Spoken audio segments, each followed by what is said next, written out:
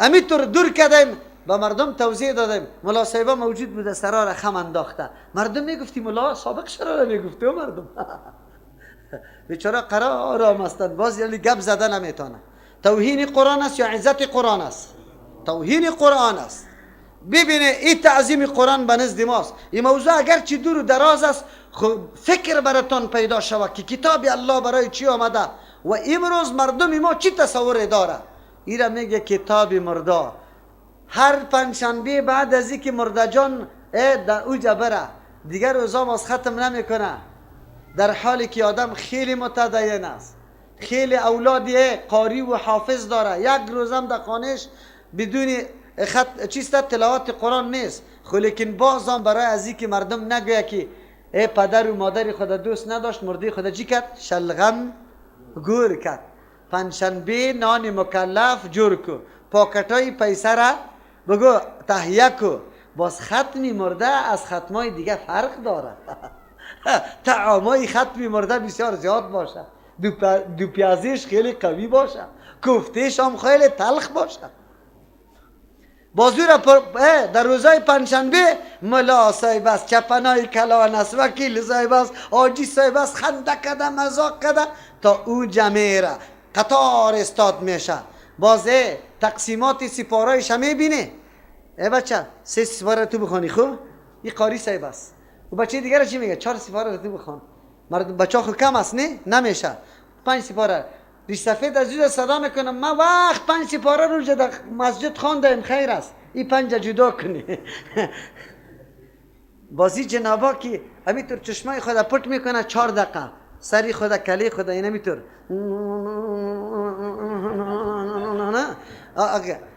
بعضش همینطور شروع میشه قرائت از هر طرف. نه گوش گرفتن است، نه سماع است، نه انصات است.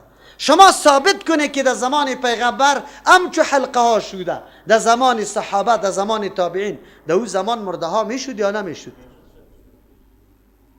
فتاوای شامیتان در مذهب احناف بکشی که معتبرترین فتاواست و میگه این جای گرنده و دهنده اردویشان آسمان گناهگار است. الاخذ والمعطی آثمانه، کلاه ما آسمانه، اردویش گناهگار است.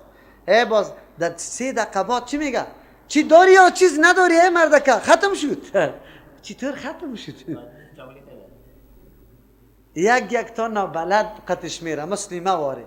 در یک ختم رفتم نمیفهمیدم، نه رفته بودم در پاکستان. در یک ختم رفتم سری چپرکتا ششتیم، تقسیمات واری شد، یک سپاره رو برای ما دادن. دیگه وقت خلاص کرد، من شروع استم نمیفهم بیچاره. یک دفعه ملا صاحب مرا گفت ختم نکردی؟ من گفتم نه. همینطور کرد. گفت بده از دستش بگی. یکی دیگه از پیش دستم گرفت، ورق در 2 نفر گرفتن. همین یک دقیقه سفر رسم میکن. پس که از مسجد رفتیم برای من چی میگن؟ نمیفهمی تو. من گفتم چی را ملا صاحب چرا؟ حالی یک آیت بخوان برو دیگه. کی 3 سپاره را ختم میکنه؟ این حالات ماست. ملای ما خیانت میکنه، خیانت هم در قرآن میکنه، در حق مرده میکنه. ببینی این حالت های ماست. از اون طرف باز چی میکنه؟ همینطور خوش میای حاجی صاحبه و وکیل صاحبه و قاری صاحبه یک پاکتک داده شده در جیبش. شما خبر داری که پاکتا از کیسته؟ از مامور صاحب که وفات کرده بیچاره 5 و 6 طفل داره، 1 زن داره، خانه کرایی داره. از وظیفه معلمی و ماموری امرار معاش میکرد، امروز رفته. خویی جناب یاجی و وکیلم امی نعوذ بالله حسی آتش جهنم. ان الذين ياكلون اموال اليتامى انما ياكلون في بطونهم نارا. خوش آمستن پس میه. جایز است یا ناجایز؟ قرآن کتابی چی جور کردن؟ مرده و ختم جور کردن. آلی خب بسیار رواج شده. هر کس که ایمانداری خود ثابت میکنه اونجا میره امیالی میبینی که بانک سودی داره، اونجا میبینی که زمینای غصبی را فر سودا میکنه، اونجا میبینی که ملازمت با کفار داره. عملا ضرر برای اسلام به کمک کفر روان است. خب این جمعیه در پنجشنبه ملا صاحب چند نفر دعوت به سوی ختم میده. فکر میکنه که چند نفر آمده در خانه ما قرآن خوانده کل گناه های ما چی شده؟ معاش شده. امروز ختم قرآن است. قرآن به این خاطر آمده. دیگه فایده قرآن نمیفهمی ها که گرفته فایده قرآن کریمه.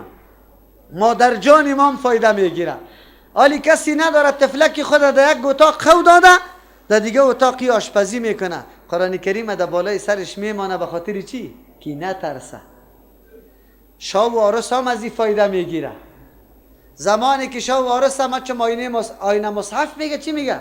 قرآن از دروغ نیتون صحیح کدرایی میباشه. من ندیدم، یقین بکن تالی را ندیدم. همون شکله یاد همون قرآن بالا میگیره. امی چی میکنه؟ عروس و داماد از زیرش چی میکنه؟ تیر میکنه. معنایش میفهمی؟ معنای تیر کردن که تعالی را خود قرآن میخواندن، خود بعد از این تعهد کردن که قرآن اردوی ما در دست نمیگیریم. شما خبر داری که موتروان چقدر فایده گرفته؟ هر موتروان در پیک افتوگیرش چی هسته؟ یاسین، افتیکل، دعای میراج، دعای نعوذ بالله بدعتی، دعایی که هیچ ثبوت نداره در اون جمانده. چرا مانده قرآن کریم؟ خبر داری؟ برای چی مانده؟ سواری مزیاد شوه، تکر نکنم. همون ترست یا نه؟ آیت الکرسی شاویزان است یا نه؟ امی دریور که اول بالا میشه چی میکنه؟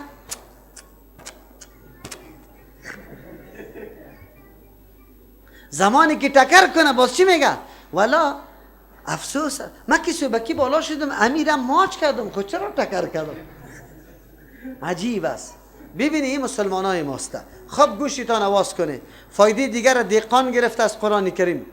خرمن خود که بماله اونجا راش گندم سرخ شوه، بازی را در جوالا که پر میکنه، خطا میکشه ای طرف او طرف، شکلایش جور میکنه. یک بوته است به نام سپیلنه یاد میکنه. خب او بوته که اینمی که یاد دود میکنن اسپنده اینمیسته بوته از او را میاره اینی قدر بنچه، او طرف راشپیل میمانه، یک سنگ میمانه، باز قرآن هم سرش میمانه. چرا میمانه؟ به خاطری که دانه های گندم جنیات نبره. اگر قرآن بمانه آلی جنیات دانه های گندم برده نمیتونه. از قرآن کریم مردمای غصب کننده بسیار فایده میگیره. در محکمه قرآن وقت به این قرآن قسم، به این قرآن قسم، برای از اینکه مال مردم به باطل بخوره قسم میخوره. خب مردمای دیگه ما که خانش در دم سیل اسیام فایده زیاد میگیره. زمانی که سیل طوفان میکنه که خانه از یالی در خطر میفته، قرآن کریم همینطور میاره بلیازی قرآن. باز چی میگه؟ کمی سیل آمد که قرآن گرفت و سیل خیزد امو طرف دوید. بله قرآن همی قدر قابل قدر به نزد الله است، کلام الله است. خود تو از پیشش فایده گرفتی، سیل خود ترسید، تو ترسیدی از قرآن. چه عزتمندی قرآن کردی؟ کدام طریقی قرآن تو انجام دادی؟ بله از این قرآن کریم دیگه مردم هم فایده گرفته. کدام مردم دیگه از این قرآن کریم فایده گرفته؟ شما میدانی؟ کدام مردم دیگه از قرآن کریم فایده گرفته؟ یک فایده را شما باید برای ما بگوی. آفرین. جادوگرا، ساحرا، مردم ها را که نام مردم چی مال مردم ها باطل میخوره. چی براتون؟ برای که آیت نوشته میکنه از دروغ. خلیکن و کلبهم باسطن ذراعیه بالوسیط. خب از بعد از او گفته یا تلمیخیناو یا مکسلمیناو یا فلان گرفته یا نگرفته؟ از این آیت قرآن کریم دکانداری جور کرده و پیسه گرفته رایسته. بلی یام از قرآن فایده گرفته و ایوا باز میگه قرآن به این خاطر نازل شده. این تصوری کی بود؟ بگوی. هدف نزول قرآن کریم به نزد مسلمان ها بود، اما هدف نزول قرآن کریم به آیت ها بود. اول هدفش همینجاست. هدى للمتقین، برنامه هدایت است قرآن کریم. به این غرض و مقصد آمده که هدایت و برنامه است، برنامه جامع هدایت است للمتقین، برای کسانی که در صدد تقوا هستند، میخواهند که متقی شوند. الله تبارک و تعالی توسط قرآن برنامه تقوا را برشان راهنمایی میکنه. این قرآن برنامه هدایت است. غرض نزولش، حکمت نزولش این همیسته که برنامه هدایت برای متقین است. یکی آیت 185 میکشیم. دمی بقره شهر رمضان الذي بکشی آیت 185 سوره بقره را. اعوذ بالله من الشیطان الرجیم.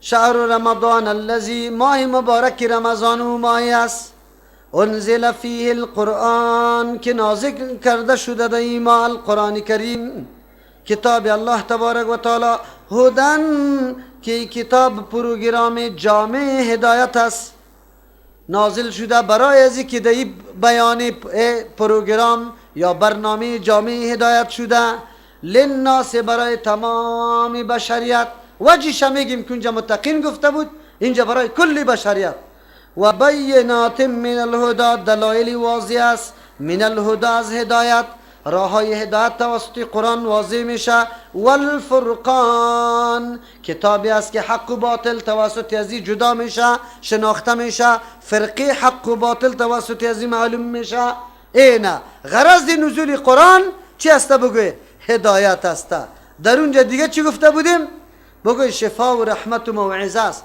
در سوره یونس آیت 57 ایرا بخوانیم که اصل مقصد قرآن بدانیم سوره یونس هم کشیم خیر ببینیم یک دفعه تشریح هم کرده بودیم که علاج تمام امراض بدبختی های گمراه ها بود اعوذ بالله من الشیطان الرجیم بسم الله الرحمن الرحیم یا ایها الناس ای مردم قد جاءتکم یقینا آمده بود براتان موعظتون ای کتابی که شما را منع میکنه از همه بدبختی ها اخلاق ناپسندیده من ربکم از جانب پروردگارتان و شفا است یعنی شفا دهنده است لما برای او عقاید فی صدوری که در سینه هاست عقاید سالم می سازه خلل و نقصانی که در عقیده وجود داره قرآن کریم او را شفا است و هودن برنامه بزرگ هدایت است و رحمتون ذریعه رحمت است زمانی که شما سرش عمل میکنه این برنامه رحمت است از او خاطر قرآن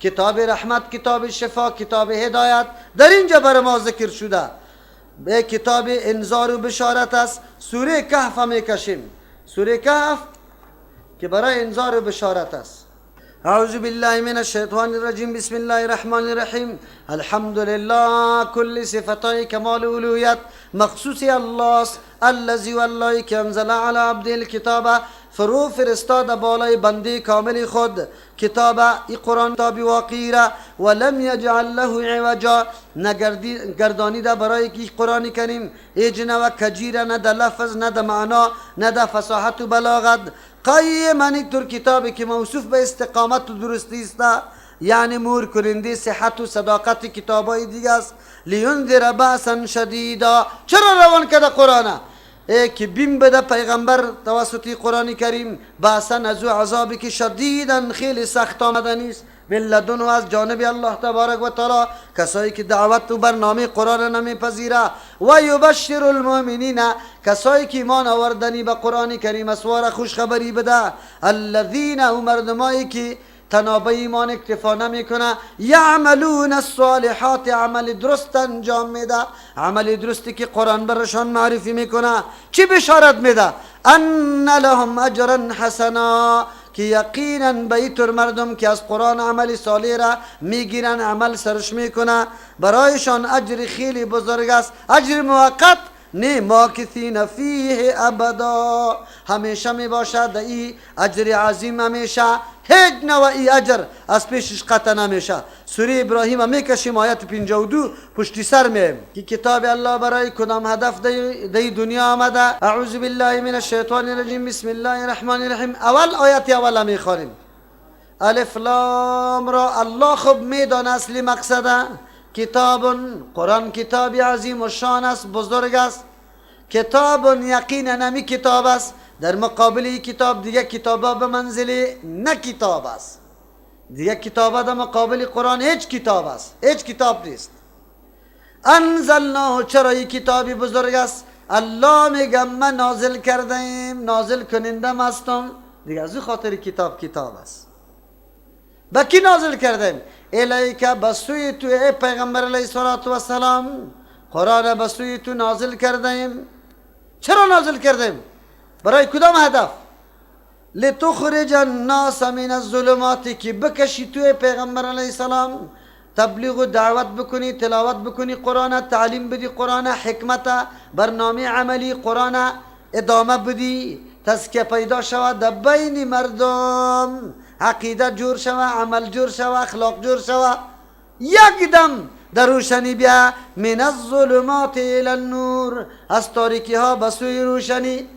تاریکی ها کدام تاریکی بود؟ عقیده غلط بود، عمل غلط بود، اخلاق نادرست بود، بندوباری بود، نظام اجتماع وجود نداشت، سیاست وجود نداشت، فرهنگ و مرکز تعلیم وجود نداشت، دخترها زنده به گور می شد. بگوی بود پرستی، سنگ پرستی در حد و اوج خود رسیده بود. در یک بیت الله 360 بود، هر روز برای خود علایده معبود و بود داشت. نعوذ بالله.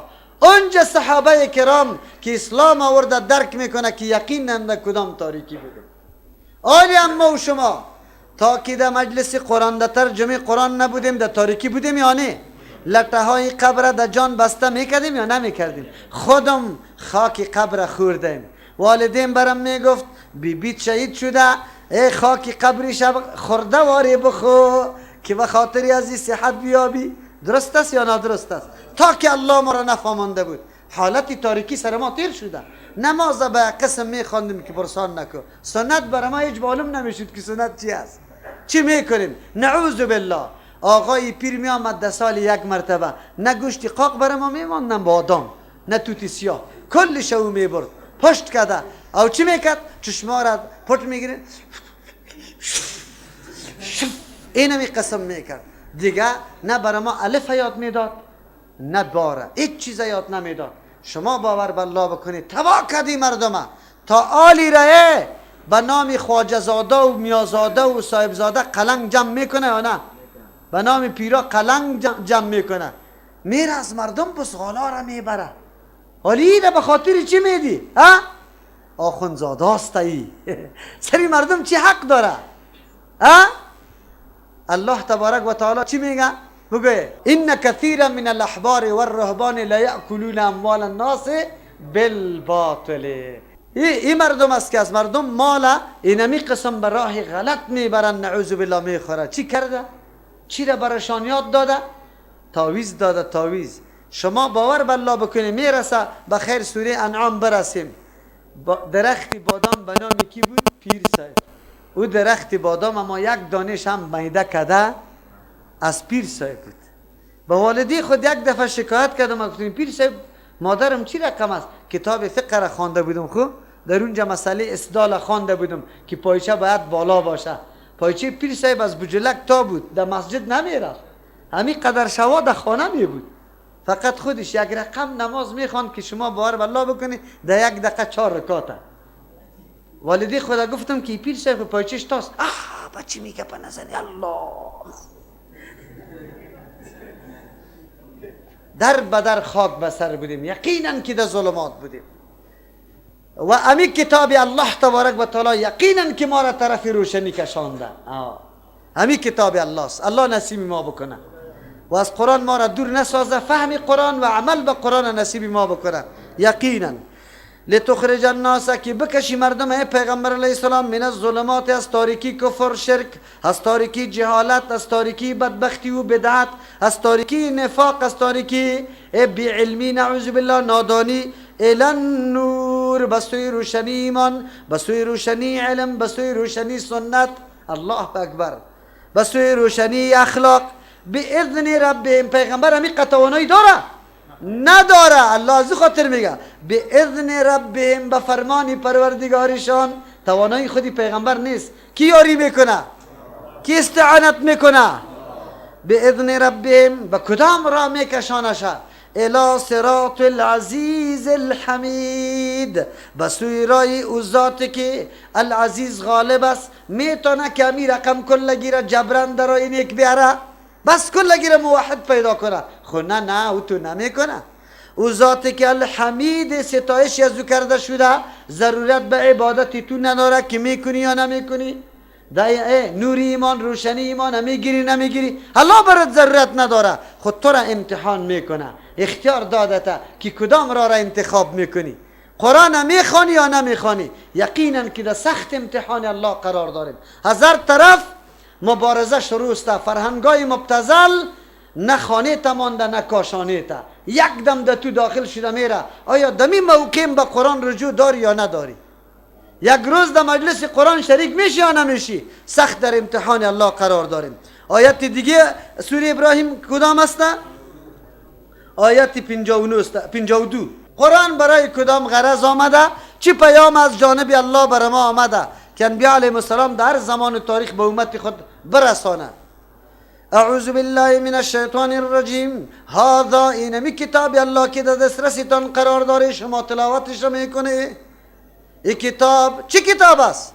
بلاغ للناس، رساننده احکام الله تبارک و تعالی برای کل بشریت است. قرآن برای کل بشریت آمده یا نه؟ پیام الله را به کل بشریت اعلان میکنه یا نمیکنه؟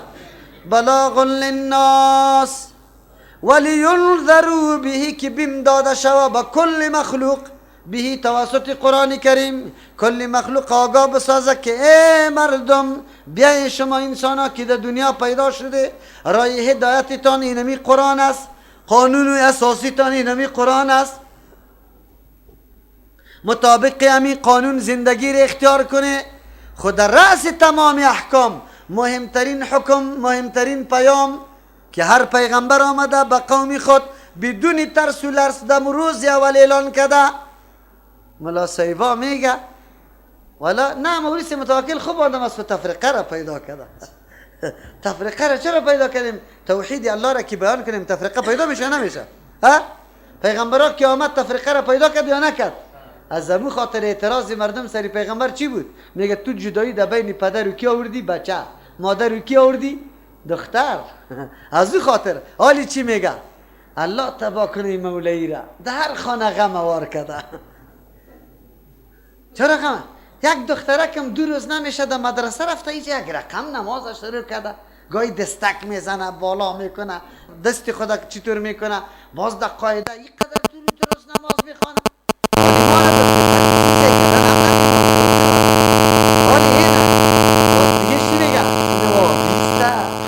فکرت باشه که دیگه قدم نمانه. خوب قدم نمانه. خب قرآن پیامی که برای ما داره اول در سر فهرست کدام پیام است؟ لیعلمو، که بدانه مردم و مخلوق بندگان الله تبارک و تعالی. ایره تعلیم توحید میگه. اول چیزی که پیغمبرها برای امت خود بیان میکنه لیعلمو، که خب عالم شوه و بدانه و بفهمه همی بندگان الله. چی را بدانه؟ انما هو اله واحد، که یقینا معبودی بر حق، مشکل کشا و حاجت روا. کسی که قانون جرم میکنه حلال و حرام میسازه، کسی که فرمان روای مطلق است، گپایش بیچون و چرا پذیرفته میشه. کدام ذات است؟ اله واحد، یک الله تبارک و تعالی است. کسی دیگه حاجت روا نیست، مشکل کشا نیست، حلال و حرام نمیتونه. پیری بدبخت کمری دختر بسته کرده و دختر دیگه هیچ نکاح نمیکنه. این است که الله نکاح حلال کرده، پیری بدبخت تو حرام میسازه. کسی که حلال حرام بسازه کافر است یا مسلمان؟ مفتی‌ها دیگه شماست. خوب من نیستم. خودتان میدانه. ولی مردم ما بیچاره چرا نمیفهمه؟ مردم ما چرا درک نمیکنه؟ چرا در این راه روان است؟ فرمان روای مطلق کیست؟ کسی که سخنش بیچون چرا قبول شوه، سخنش بیچون چرا قبول شوه کیست؟ الله. بیچون چرا سخن یک الله قبول میشه. لیکن طرف مدرسه می آمدی در ترجمه قرآن کریم، ملا صاحب، پیر صاحب، یک کسی دیگه در دمی روی آمد از پیشت پرسان کرد کجا میری؟ ولا در ترجمه قرآن میرم. ها نروی که اونجا گمراه میشی. بس سخن هیچ نه دلیل گفت نه چیزی دیگه، فرد برگشتی. الله جور کدیشه یا نکدی؟ الله جور کدیشه. چرا؟ فرمان روای مطلق کی بود؟ که بیچون چرا سخنش تو بپذیری. امروز مریدا در حق پیری خود چی میگه؟ چی عقیده داره؟ شما یاد داره؟ چی عقیده داره؟ امی پیر صاحب که کدام گپ گفت در مقابلش نگویی. اگر گفتی چی میشی؟ نعوذ بالله مرتد میشی. خاص است. چی میگن؟ اگر کاری حرامشام دیدی چشمش را پتکو خوب. یکی شریعت است، یکی حقیقت. شریعت که از جداست. حقیقت چی است؟ تو اگرچه در ظاهر او را گناه میدانی، خود در حقیقت گناه خطی دختر که دیدی شب نگوی که گناه کردن دیگه. این دیگه قسم است. از کدام جا استدلال میکنن؟ از واقعاتی که خضر علیه السلام امروی کی؟ موسی علیه السلام.